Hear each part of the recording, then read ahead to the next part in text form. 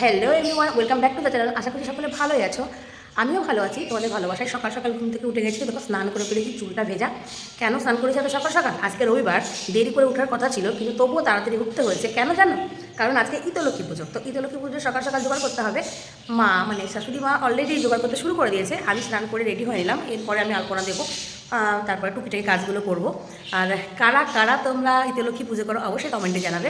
আর কী কী হচ্ছে না হচ্ছে সমস্ত তোমাদের সঙ্গে শেয়ার করবো।